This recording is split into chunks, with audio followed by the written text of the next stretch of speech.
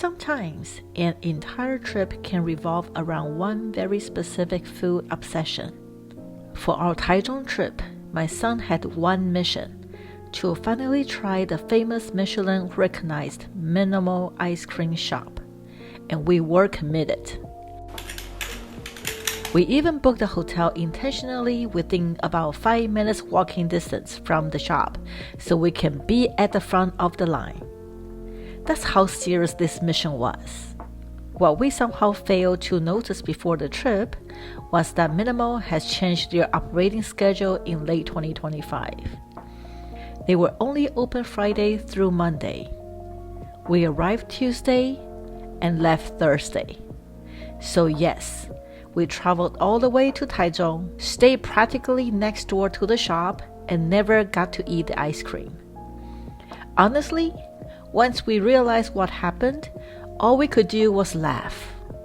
And somehow that became the running joke for the entire trip. Even without ice cream, Taichung ended up being one of those surprisingly memorable trips. The city felt slower and more relaxed than Taipei, which made it perfect for wandering without rushing. We spent time around the historic Taichung train station, where old railroad architecture sits beside newer redevelopments.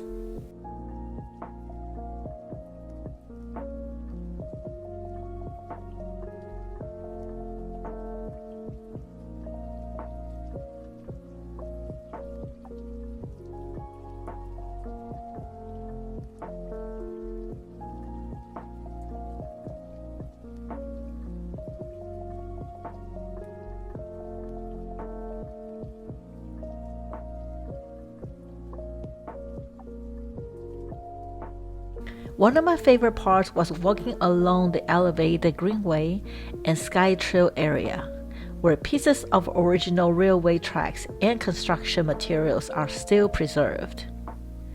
I really like that balance between history and modern city life.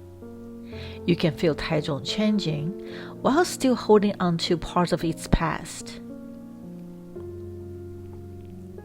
We also spent time walking around Taichung Park, which ended up being one of the unexpectedly fun part of the trip. The highlight for us was feeding the koi fish in the ponds. The second the food hits the water, dozens of giant koi suddenly appeared from everywhere. It was chaotic, a little aggressive, and honestly hilarious. Wow. Oh, there's a big one coming. Too big. bad. Oh, see how big this one is? Oh, the turtle's swimming there. There's something strangely calming about moments like that during travel. Just standing there feeding fish, watching families nearby, and slowing down for a bit. Not every memorable travel moment has to be dramatic. Resurface. Sometimes it's just feeding koi fish with your son in the city park. Oh, he's too slow. Yeah. Another afternoon, we wandered through the comic and anime-themed district, filled with murals, illustrations, and colorful storefronts tucked into side streets. The whole area had this playful, creative energy. It felt youthful without trying too hard, and honestly, it was just fun to walk through. Taiwan always does a great job creating neighborhoods that feel visually alive. And of course, throughout the entire trip, we kept passing by Minimal, closed every single day. At some point, it became hilarious. But honestly, that tiny disappointment somehow made the trip more memorable. Because now, whenever we talk about Taichung, Minimal is always the first thing we mention. Thankfully, Taichung has no shortage of backup desserts. We visited the famous Miyahara ice cream shop, which is probably one of the most recognizable dessert destinations in Taiwan. The building used to be an old ophthalmology clinic during the Japanese colonial era, and now it looks almost like a magical old world library inside. Tall wooden shelves, vintage apothecary style packaging, beautifully designed desserts everywhere. Touristy? Absolutely. Still worth visiting? Honestly, yes. And after our failed minimal mission, the ice cream tasted even better.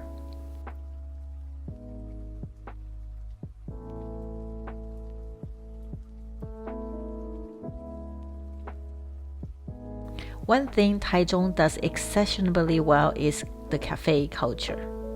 And honestly, some of Taiwan's most respected specialty coffee shops are here.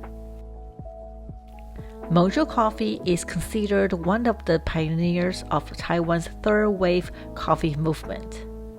They have been influential in shaping specialty coffee culture in Taichung for years, focusing heavily on carefully sourced beans and precise brewing methods. The atmosphere feels very local and unpretentious, serious about coffee, but not intimidating. You can tell it's a space coffee lovers genuinely respect. Coffee Stopover had a completely different vibe. Minimalist, stylish, very design focused. They are especially known for their espresso drinks and latte creations, and the shop itself feels curated in that modern Taichung cafe aesthetics people love online. It's one of those cafes that has become incredibly popular both with locals and visitors, especially among younger coffee enthusiasts. And honestly, the drinks fully lived up to the reputation. Then there was Sumo Gaga, which felt quieter and more artistic. We stopped by Sumo Gaga on the whim, just because we were passing by. The space had this calm atmosphere that made you want to slow down and stay a while. What stood out most to me was how thoughtfully everything was prepared. Not just the coffee, but the entire experience. Taichung Cafe often feels less transactional and more intentional, and Sumo Gaga really captured that feeling.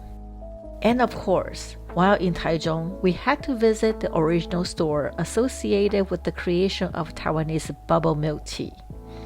It is funny to think that something now found all over the world started here in Taiwan as a simple tea shop experiment. Boba has become so global now, but drinking it at its roots felt oddly special, like tasting a small piece of Taiwanese culture history.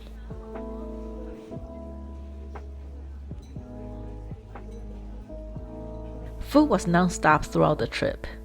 We visited several big gourmand spots, which honestly is one of the best ways to eat in Taiwan.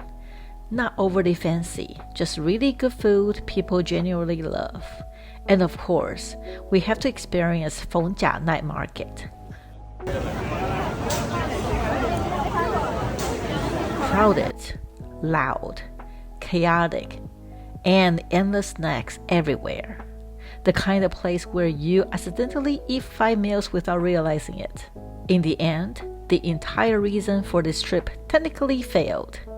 We booked a hotel beside the ice cream shop only to discover it was closed the exact days we were there.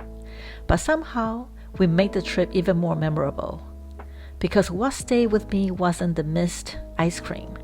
It was feeding koi fish in the park, the cafes, the conversations with my son, the slower pace of Taichung, and laughing at ourselves every time we walk past the closed shop again.